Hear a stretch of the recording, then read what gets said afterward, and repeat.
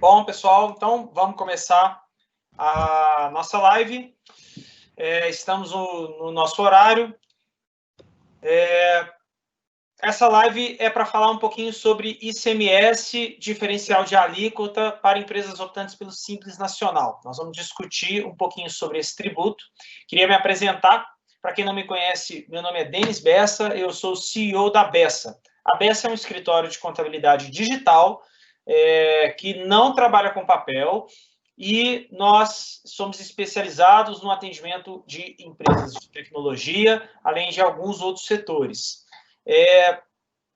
Nós somos um escritório com sede em Belo Horizonte, mas nesse momento estamos todos trabalhando de casa, em função da pandemia, mas estamos funcionando normalmente. E se você gosta desse tipo de conteúdo, se esse conteúdo tem valor para você, não deixe de deixar os seus contatos com a gente para que você continue, para que a gente continue produzindo esse tipo de conteúdo de forma bem técnica e você possa aproveitar mais dele, ok?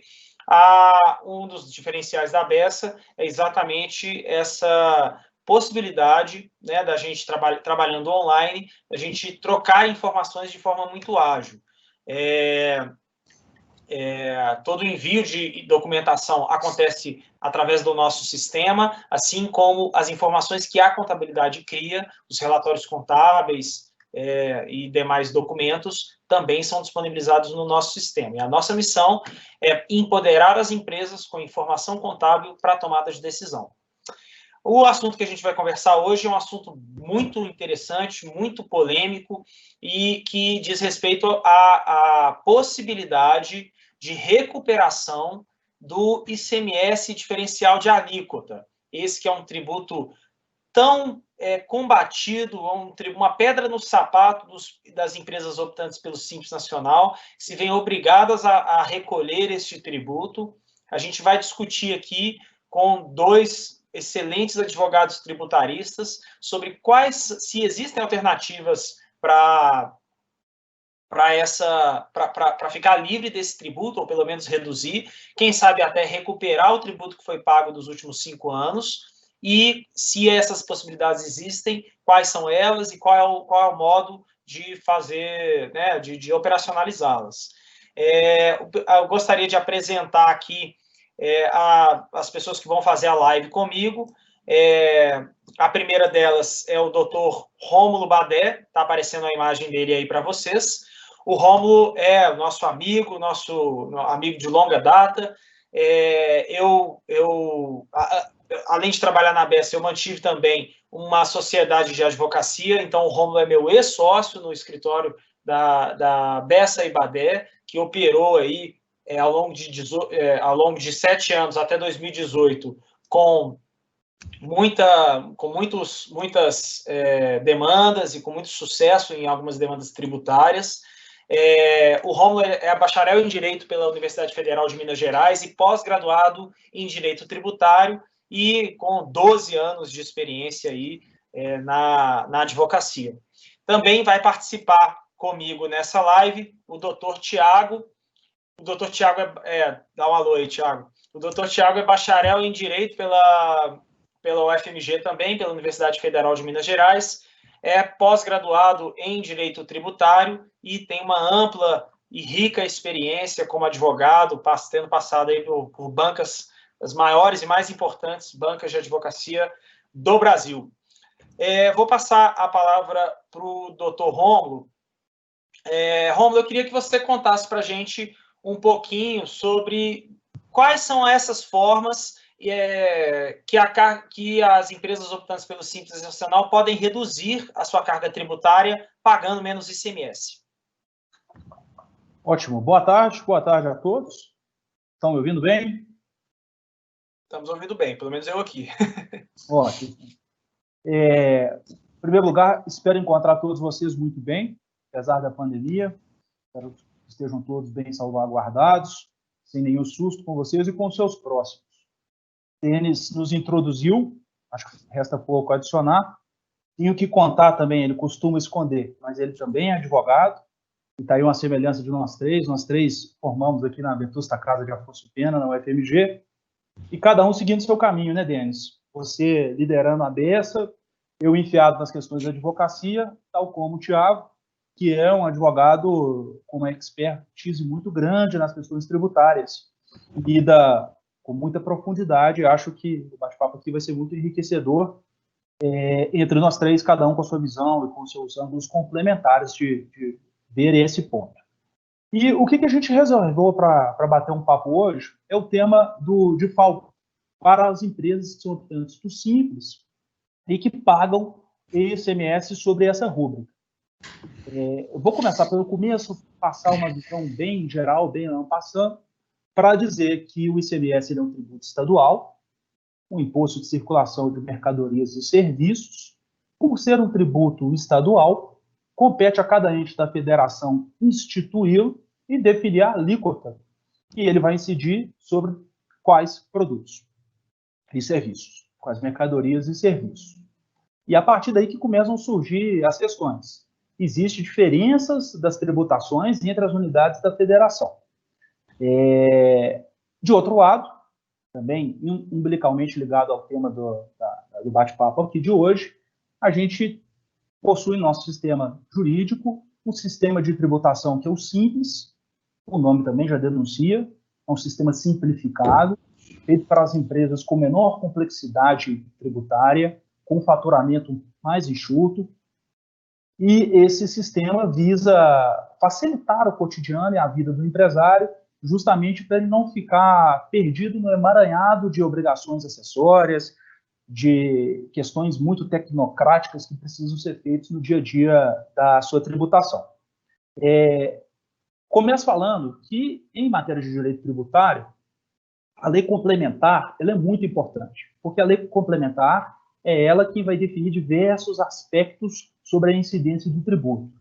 Seu fato gerador, a sua base de cálculo, se o tributo vai incidir sobre um determinado fato jurídico A ou B.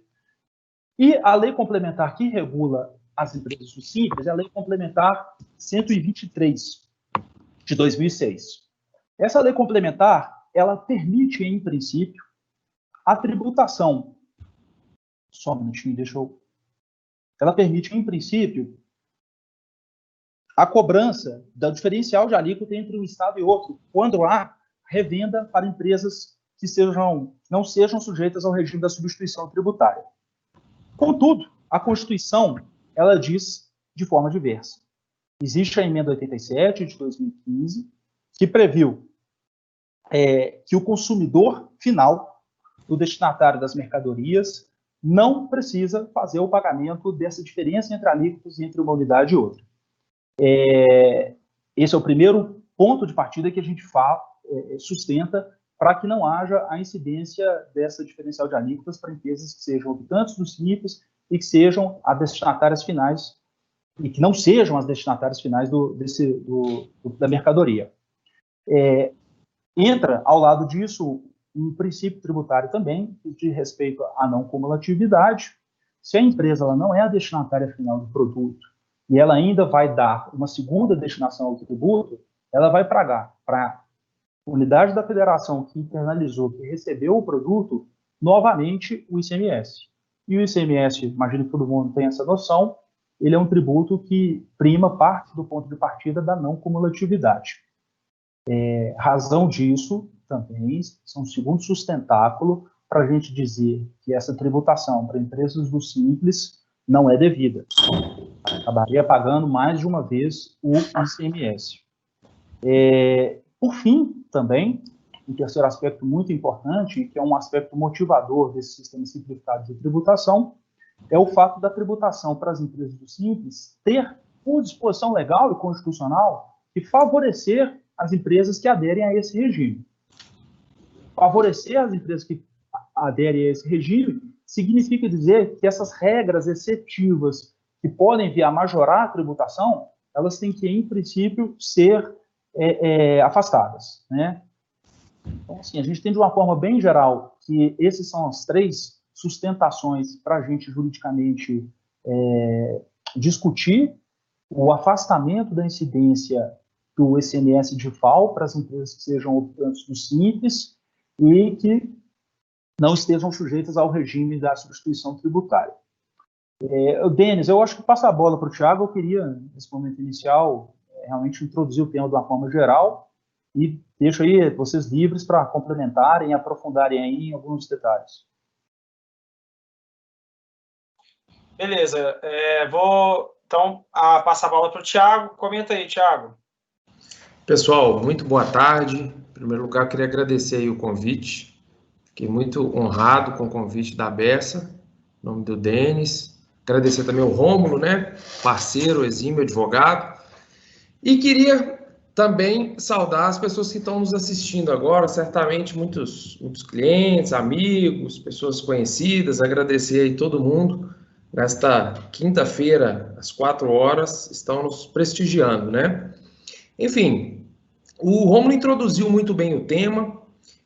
Eu gostaria de colocar as questões de forma bem compreensível, sem uma abordagem teórica muito aprofundada, para nós atingirmos o que eu considero que seja o problema. Qual que é o problema? O problema é que hoje as empresas sujeitas ao Simples Nacional, que em rigor deveria ser um regime de tributação favorecida, de tributação minorada, hoje elas estão com um encargo, com um ônus excessivo, justamente por conta dessa cobrança do diferencial de alíquota quando compram mercadoria de outro estado. Então, qual é o problema? O problema é as empresas adquirem mercadoria não enquanto consumidoras finais, mas para revenda. Esse custo tributário, elas são obrigadas a recolher por conta da entrada no estado de Minas Gerais. Estamos falando de Minas Gerais, então vamos focar no caso de Minas, mas isso se repete por praticamente todos os estados.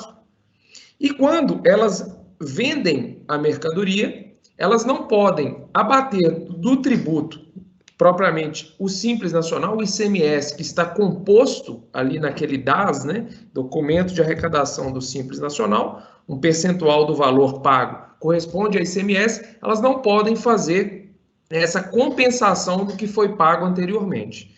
Então, em síntese, qual é o problema? As empresas, elas pagam 2 vezes, elas têm uma oneração excessiva em relação ao ICMS.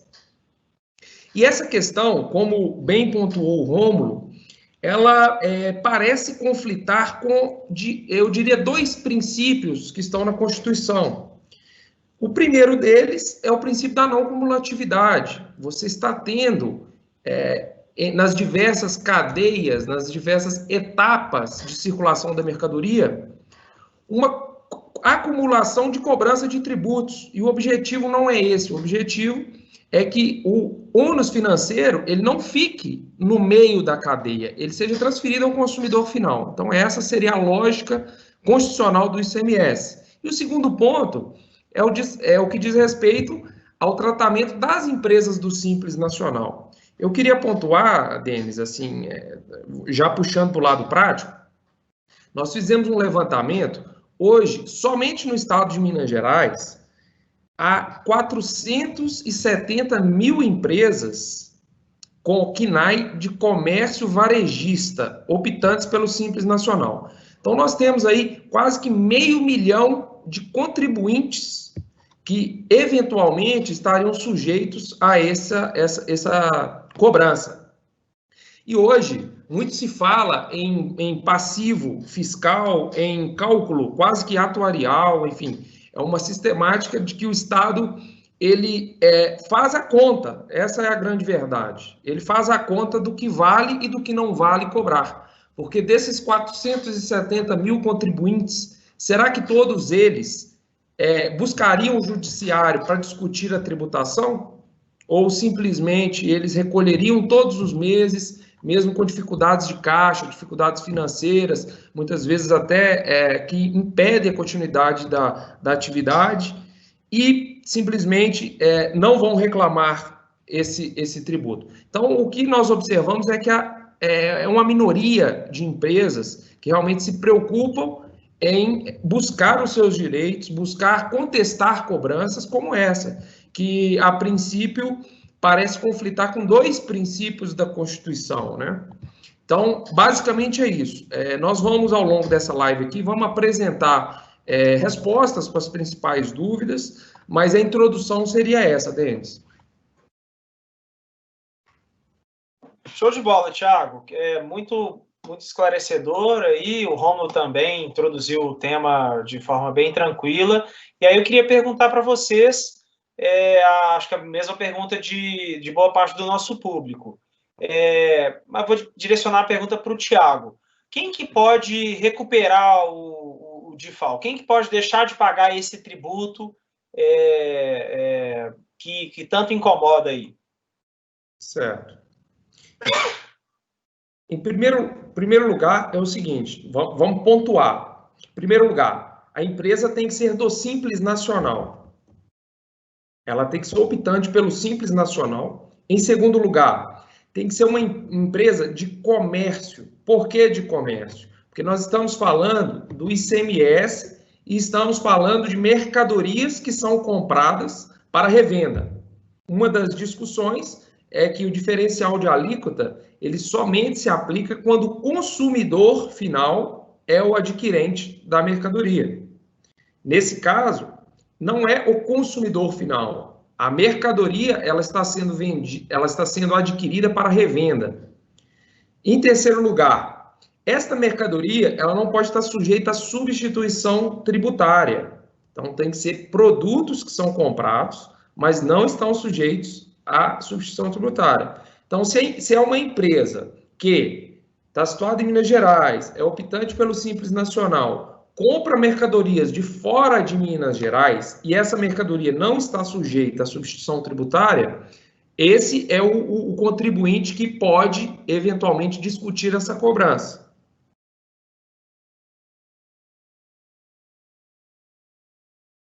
Entendi, Thiago. E agora que a gente já sabe quem, vamos falar de quanto, né? Que é a parte mais interessante aí. Qual que é esse valor que é possível questionar e eventualmente recuperar e economizar? Certo. Então, o cálculo do diferencial de alíquota, ele é um pouquinho complexo, ele tem uma formulazinha, ele não é tão aritmético assim, mas eu vou tentar simplificar a lógica, a sistemática dessa cobrança. Como que funciona? Quando uma empresa situada em São Paulo, por exemplo, vai vender uma mercadoria para uma empresa situada em Minas Gerais, parte desse recolhimento ele é destinado para São Paulo. E aí a legislação ela já estabelece algumas alíquotas nessas operações interestaduais, chamada alíquota interestadual. Então, eles aplicam para São Paulo, a empresa de São Paulo, ela aplica a alíquota de 12% sobre o valor da mercadoria, aí entra toda aquela questão de o ICMS está incluído na base de cálculo dele mesmo, enfim, não é tão simples assim, mas vamos tentar simplificar para todo mundo que está nos acompanhando aqui poder compreender de forma bem clara. Então, 12% é recolhido para o estado de São Paulo, e no momento da entrada da mercadoria, quem está comprando aqui, a empresa do Simples, que é para quem nós estamos falando aqui, essa empresa ela é obrigada a recolher para Minas Gerais a diferença entre a alíquota interna de Minas Gerais, que via de regra é 18%, a diferença entre essa alíquota interna e a alíquota interestadual recolhida pelo fornecedor dela para o estado de São Paulo. Portanto, nós estamos falando de uma diferença aproximada de 6% em regra. Seria 18% da alíquota interna de Minas Gerais, menos 12% da alíquota interestadual. Então, nós poderíamos dizer, de uma forma bem resumida, que a cada R$100 comprados de fora de Minas Gerais para revenda por empresas do Simples Nacional, ela é obrigada a pagar R$6 da forma como entendemos, indevidamente para o Estado de Minas Gerais. Portanto, estaremos falando em torno de 6% do valor das compras de mercadorias de fornecedores fora de Minas Gerais. Nossa, Thiago, eu tô percebendo que eventualmente vai dar muito dinheiro isso aí, né? E agora que a gente sabe qual é a tese, né, e como e quem que pode recuperar, né, e também sabemos quanto é possível recuperar, eu queria perguntar aqui para o Rômulo como, né, como que a gente consegue recuperar isso? Entra com um pedido no Estado, dá para resolver isso administrativamente, tem que entrar na Justiça, como é que funciona isso, Rômulo? Não dá para resolver administrativamente, infelizmente. Seria muito bom se a gente pudesse formular uma solução de consulta, abrir um processo administrativo no Estado para resolver essa questão, mas, infelizmente, é necessário que seja feita a judicialização dessa questão. Nós sugerimos, naturalmente, há outros caminhos processuais também para que isso seja resolvido, mas em vista de toda a aparência que existe do direito e, sobretudo, do entendimento jurisprudencial já afirmado, a gente sugere a impetração de um mandado de segurança, uma ação que a gente faz contra o ato coator da autoridade fazendária do Estado, para que, a partir dali, ela pare, a empresa que esteja nessas condições, pare de pagar essa diferencial de alíquota, bem como receba o direito de fazer a compensação daquilo que pagou nos últimos 5 anos. E aí entra, né, dentro aquele alerta importante para os empresários. Há um velho ditado do direito que diz que o direito não socorre aos que dormem, né? A cada mês que passa e que a pessoa não judicializa essa questão, que tem um excelente fundamento, ela perde o mês para trás. Então, é fundamental quem confiar na tese e quiser trilhar esse caminho e, sobretudo, tiver nessa situação jurídica de estar pagando essas diferenças de alíquota, sendo optante do Simples e não sendo destinatário final das mercadorias, que ajuize a ação quanto antes. Essa é uma recomendação que a gente pode passar com segurança. Nós impetramos um mandado de segurança, pedindo os últimos 5 anos em devolução, o que é recebido por via da compensação.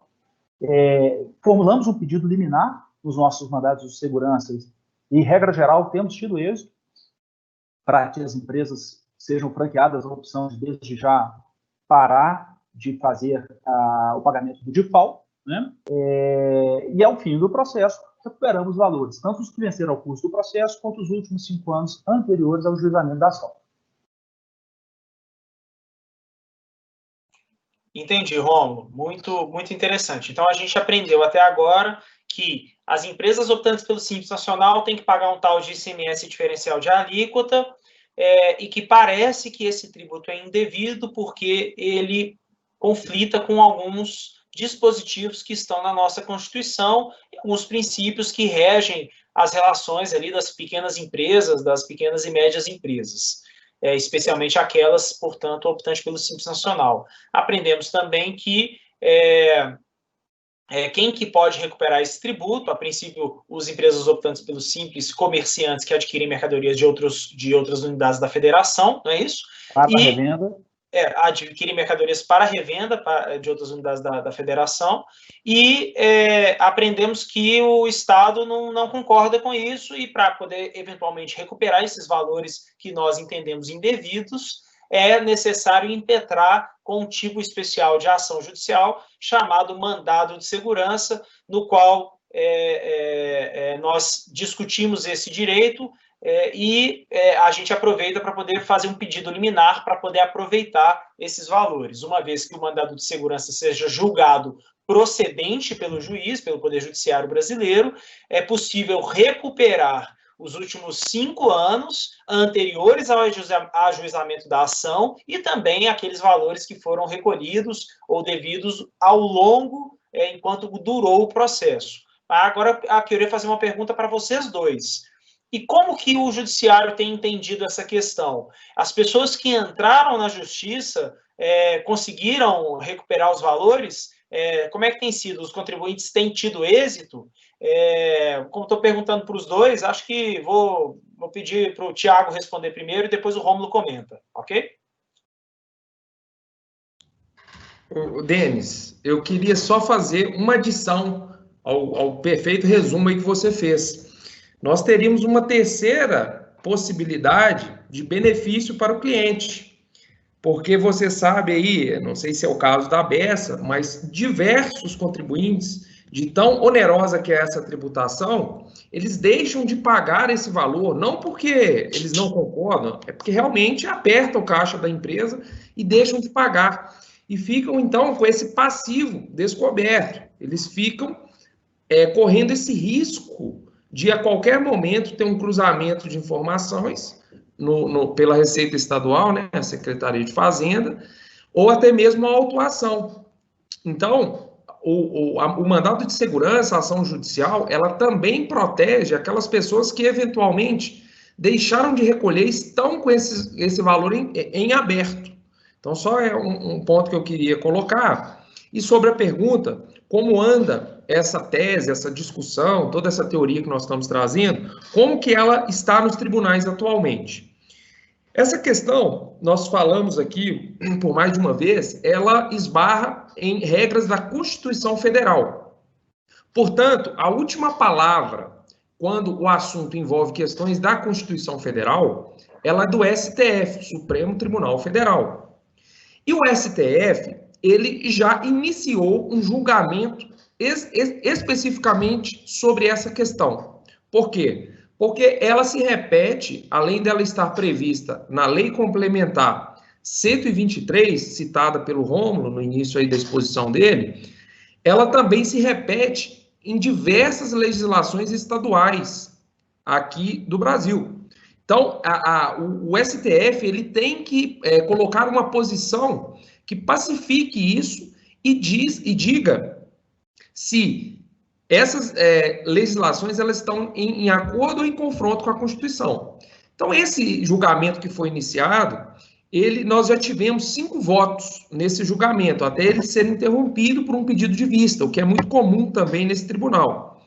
Até então, até aqui, nós temos o placar de 4-1 favoravelmente aos contribuintes, além de um Ministério Público, que sempre tem que dar um parecer, uma opinião à Corte, ele também opinou pela inconstitucionalidade dessa cobrança.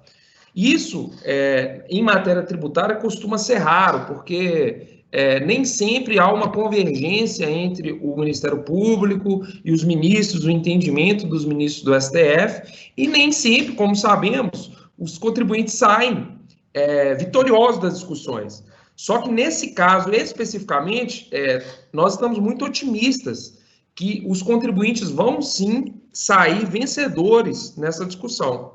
E eu reforço o que disse o Rômulo, que, como já foi iniciado esse julgamento, é importante que quem ainda não tenha decidido se vai discutir ou não, que ele o faça o mais rápido possível. Porque nós sabemos que, em se tratando de julgamentos pelo STF, sempre há uma possibilidade daquilo que a gente chama aqui no Brasil de ganhar, mas não levar, falando no bom português aí, na linguagem popular. Por quê? Demandas que causam um impacto fiscal muito grande, eles podem eventualmente, em estados de dificuldade financeira, como é o caso de Minas Gerais, outros estados da federação, elas podem levar uma corrida ao judiciário. Por quê? Depois que a tese já foi confirmada, todo mundo quer, né, buscar o seu direito. Então, o STF ele tem a prerrogativa de, mesmo declarando algo inconstitucional, dizer que os efeitos daquela inconstitucionalidade eles serão observados do julgamento para frente, é o que nós chamamos, no mundo jurídico, de modulação de efeitos. Isso significa que você, caso ingresse com a sua ação depois de concluído o julgamento, você pode até deixar de recolher o tributo dali em diante, mas você perderia o direito de todo o indébito, todo o período pretérito em que houve a cobrança desse imposto. Portanto, é um alerta que a gente sempre coloca para os clientes. Se você tiver interesse em fazer qualquer discussão tributária, faça antes de concluído o julgamento pelo STF ou pelo STJ, quando é o caso do STJ. tá? Então, respondendo a sua questão, Denis, é uma questão que, nos tribunais, ela é envolvida com muito otimismo. Hoje, os julgamentos não são concluídos pelos tribunais de justiça, como é o caso do Tribunal de Justiça de Minas Gerais, justamente pelo sobrestamento, que é a paralisação dos processos, até que o STF conclua esse julgamento a que eu me referi. Então, a recomendação é: acredite e garanta o seu direito. Show de bola. Rômulo, gostaria de acrescentar alguma coisa? Não, o Thiago pontuou tudo o que precisava com muita clareza, né? O processo competirá ao Supremo Tribunal Federal tomar a decisão em vista da constitucionalidade das matérias que são discutidas. O placar está 4-1, o processo foi retirado de pauta, com mais 2 votos favoráveis, a situação está definida em favor dos contribuintes. O que tudo indica, e algo que o Superior Tribunal Federal tem feito em outras questões tributárias, e a pauta tributária está super agitada ainda para esse segundo semestre de 2020, muito possivelmente os efeitos serão modulados. Modular os efeitos é isso que o Dr. Tiago esclareceu. A partir daqui, não se cobra mais, mas você não consegue mais reaver os direitos pretéritos. Só estará salvaguardado disso quem ajuizou a ação antes desse desfecho final do STF e com essa possível modulação de efeitos. Show de bola, legal, muito esclarecedor, pessoal. A gente vai abrir agora para as perguntas e respostas. Você que está aí assistindo a live pode mandar sua pergunta, a gente vai ler aqui, lembrando que tem um atraso em torno de 30 segundos entre a gente falar e vocês ouvirem. Então, caso você mande sua pergunta, demore um pouquinho, não tenha paciência que eu vou responder. A primeira pergunta que a gente tem aqui é o seguinte: ok, parece que o STF parece que o STF vai se cobrar sobre essa cobrança, vai se manifestar sobre essa cobrança indevida do ICMS diferencial de alíquota, e aí a gente tem que correr para poder ingressar com essa ação. Mas e se o contribuinte der um azar, o STF virar o placar e a gente perder a ação? O que acontece? Qual de vocês dois gostaria de responder isso aí? Como uma pergunta ingrata, eu vou fazer a delicadeza de responder antes do Thiago. Bom, essa é a vantagem da gente ter tomado aquela opção por fazer a ação por via do mandado de segurança. O mandado de segurança, ele não impõe ao perdedor dele, em vista da natureza constitucional dessa via, dessa ação, o pagamento em sucumbência. Portanto, o empresário que eleger fazer a ação e o fizer por intermédio de um mandado de segurança, não terá nenhum ônus, nenhum grande prejuízo, não vai ter que pagar nada para outra parte do processo. O que a gente sempre recomenda é que não deixe de fazer os pagamentos, mesmo escudado por liminar ou sentença favorável, e que, se assim o fizer, faça depósitos judiciais das diferenças. Porque se acontecer esse cenário, Denis, citado aí nessa pergunta, o que a gente faz é uma mera petição pedindo para liberar para o Estado aqueles valores que estavam depositados judicialmente, e a pessoa não tem risco nenhum na sua vida comercial. Muito legal. Parece que é mais conservador, né, essa questão do mandado de segurança mesmo, e aí o contribuinte ele pode entrar e, caso, né, a tese não seja aceita pelo STF, não vai acontecer nada. Pessoal, parece que não temos mais perguntas, a live realmente ficou bem objetiva. Eu queria agradecer ao Dr. Rômulo e ao Dr. Tiago pela participação. Trazer esse conteúdo jurídico para a Bessa é sempre muito legal. E queria deixar uma observação, que é a seguinte: a gente tem a tecnologia de levantar e elaborar relatórios que mostrem exatamente o valor que os nossos clientes têm a recuperar. Esses relatórios ficam disponíveis no nosso portal, né?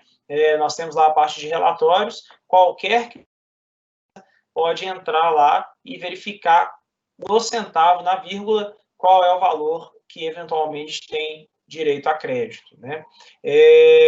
Isso não significa, é claro, que o valor está disponível, tem que entrar na justiça e ele estará disponível somente se houver êxito nesse processo judicial. Mas o cálculo e a análise se é possível e se vale a pena entrar na justiça para poder discutir essa questão, a gente consegue entregar com velocidade. Se você é cliente da Bessa, nos procure. Se você não é cliente da Bessa, siga a gente nas redes sociais e, no momento oportuno, entre em contato com a gente para uma apresentação. Rômulo, Thiago, muito obrigado a vocês pela participação. Vocês querem falar mais alguma coisa? Eu queria apontar só um detalhezinho que eu acho que passou, só uma coisa que eu acho que passou, Denis. É o seguinte, nós não falamos que esse valor dos 5 anos que o cliente pode ter a recuperar, esse valor é corrigido pela Selic, tá? Existe uma correção sobre esse valor, sobre esse indébito. E outra coisa também que eu acho importante, a empresa atualmente não está no Simples, ela não optou mais pelo Simples, mas ela já foi do Simples e já pagou esse tributo. Ela também tem direito a entrar com a ação para recuperar esse valor do passado. Então, não é só a empresa que está no Simples, também cabe para quem já foi do Simples. Então, é isso. Agradeço aí o convite, um abraço. Rômulo, vou abrir para você aqui, se despedir do pessoal. Agradeço o convite, estamos sempre à disposição, precisando, a gente bater um novo bate-papo, às ordens. Um grande abraço a todos. Legal, pessoal. Obrigado a vocês aí que estiveram com a gente na live e até a próxima. Até mais.